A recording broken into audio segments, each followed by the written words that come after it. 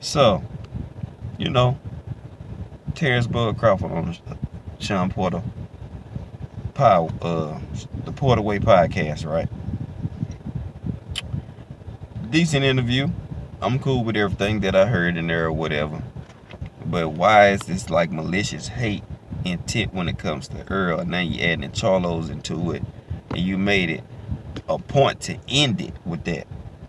You made that was man, that was premeditated. You knew you was gonna end that with that because you wanted to go out with a bang or something of that magnitude. So now, yes, Earl Spence was born in New York.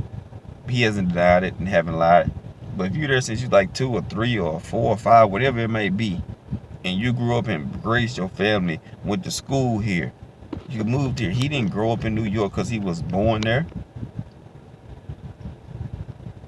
So if you want a neutral site, go to AT&T Stadium then, big boy. Since he not from Texas, yeah, keep that same energy, cause you contradict yourself when you say shit. We gonna fight in Vegas, right?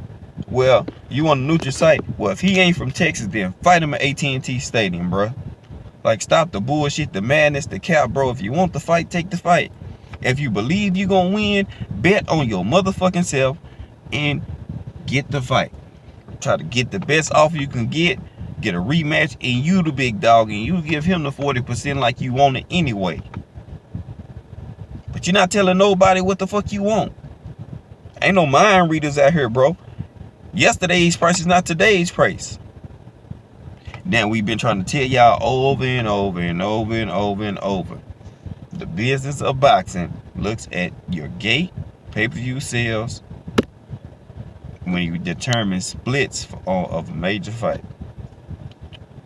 Everybody want to say we bringing up numbers, trying to get deduct the fight, all this and all that. But when it rubber meets the road, after Earl got this third strap, he been coming full bore Terrance Crawford. We told y'all that these numbers determine splits. And when they started talking about shit behind the scene, y'all started to realize that what? His low pay-per-view numbers and low gates are affecting him, and the accolades absolutely mean shit when it comes to making pay-per-view fights. See, y'all want to take his accolades and make him a star in pay-per-view when he hasn't sold it. Great fighter, but y'all got to be realistic, Bud Dick Riders and Bud Ultraman fans. If you don't know anything about business and business contract, they work off of the numbers that you can prove. But but for you to say that, it's like low-key haterous and sucker shit, man. It's like, who gives a fuck about where they were born or what or anything like that? They jewelry or any other thing. Are you trying to make the fight? Do you want the fight? And what the hell do you want? Which one is it, man? It's like nobody finna read your mind. You say you want undisputed. You say you was calling out Earl Spence, man. We can go back in history and debunk a lot of shit that you said, Terrance Bud Crawford.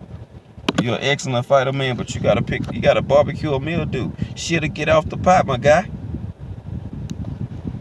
Numbers in business mean everything when it comes to pay-per-views. Your accolades, they'll recognize it, but that's not gonna bring you that check, son.